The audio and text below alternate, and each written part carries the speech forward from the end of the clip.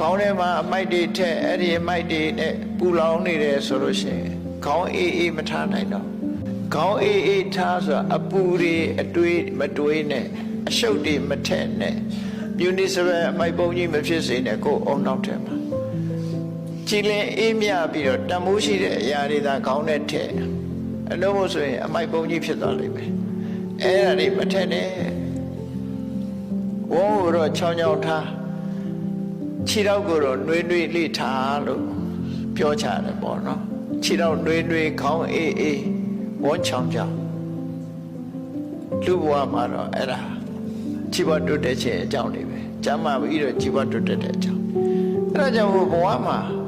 စာရင်တော်ဆိုတာစဉ္ញသုံးသက်တတ်ရမယ်ကိုယ့်အခြေအနေကိုစဉ္ញသုံးသက်တတ်ရမယ်ငါလှုပ်နေတာဘာတွေနဲ့ချိန်ကုန်နေသလဲငါဘာလှုပ်တဲ့သလဲဆိုတာကိုအမြဲတမ်းစဉ္ញသုံးသက်ရမယ်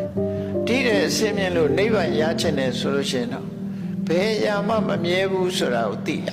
စဉ္ញနဲ့မမြဲဘူးလို့သိခြင်းဟာဘာအကျိုးရှိလဲလို့မေးကြည့်